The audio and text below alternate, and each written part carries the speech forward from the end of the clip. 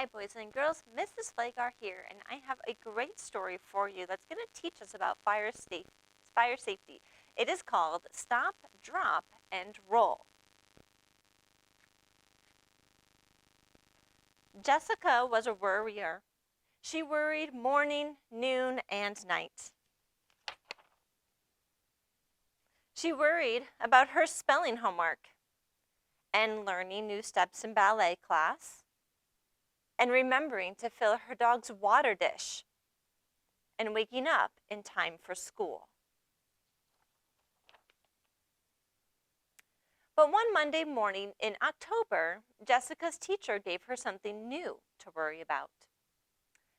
It's Fire Prevention Week, explained Mr. Martin. So for the next few days, we're going to talk about fire safety. Uh-oh, groaned Jessica. And this Friday, Mr. Martin continued, we've been asked to share what we've learned with the entire school. Oh no, moaned Jessica.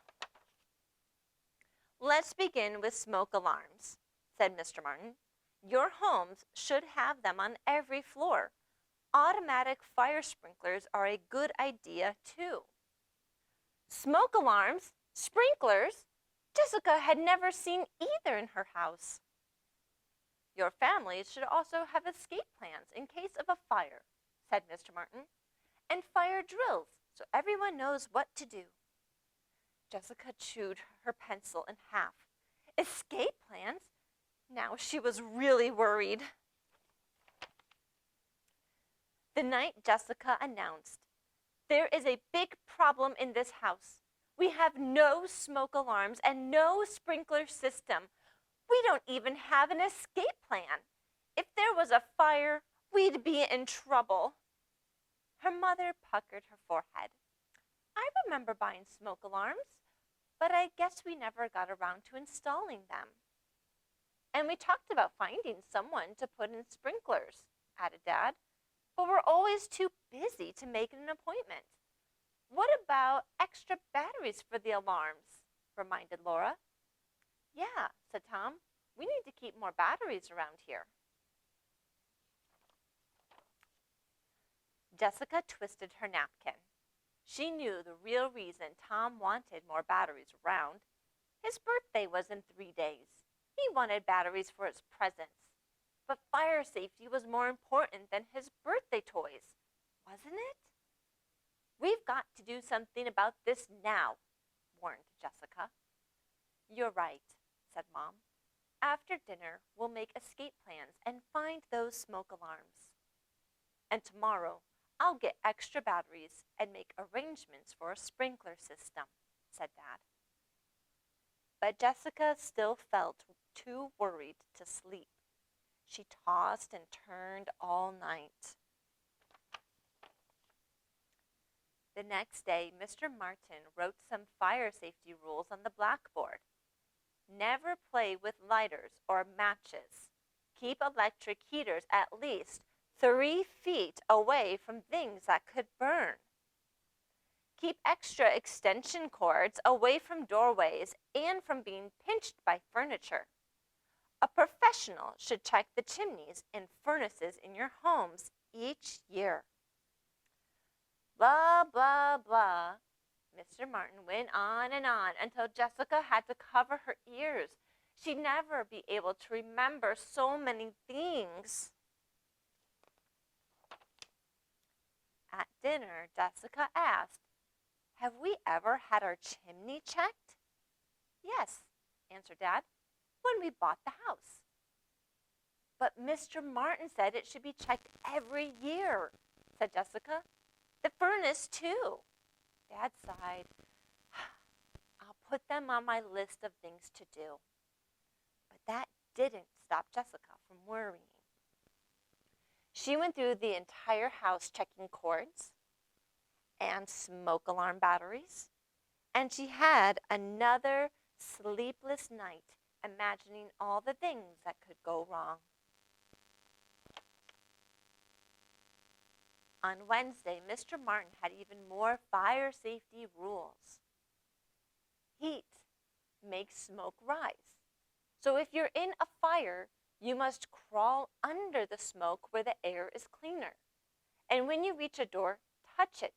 If it feels cool, it's safe to open. Jessica tugged at a barrette. What if the door felt warm? What should I do then? If the door's warm, continued Mr. Martin, don't open it. Find a window and call for help. Then wait for a firefighter to come and tell you what to do.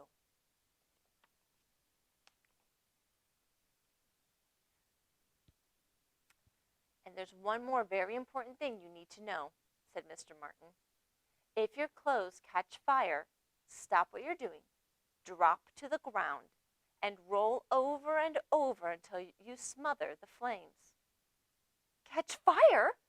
Jessica had never been so worried in her life. Stop, drop, and roll, repeated Mr. Martin. Let's all say it 3 times. Stop, drop, and roll. Stop, drop, and roll. Stop, drop, and roll, chanted the class. All except Jessica. Her worries had twisted her tongue into a big knot.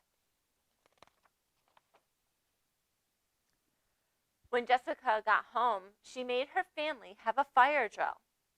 Then she rechecked all the electrical cords, tested the batteries and all the smoke alarms, and made double sure that there were no matches lying around. Stop, slop, and troll. Mop, pop, and bowl. Afterward, Jessica felt a little better, but she still couldn't get Mr. Martin's words from class right. Stop, slop, and troll.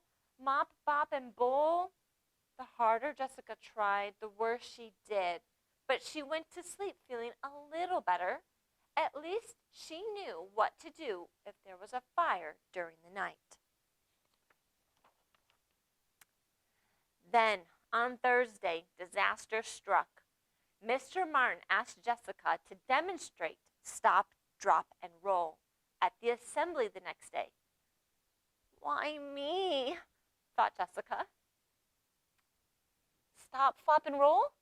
Flop, mop, and stroll? Stop, pop, and hole? On the bus home, she tried to practice the words. Stop, flop, and roll. Flop, mop, and stroll. Stop, pop, and hole. But they kept coming out all wrong. Jessica was so worried about the assembly that she couldn't even enjoy Tom's birthday party. Stop, drop, and mole. Slop, drop, and hole. Plop, mop, and stroll, she muttered to herself. Because of all the muttering, she didn't even notice when Mom brought in the cake. It had 7 big candles on it. 6 were for Tim's 6th birthday, and 1 was for him to wish on.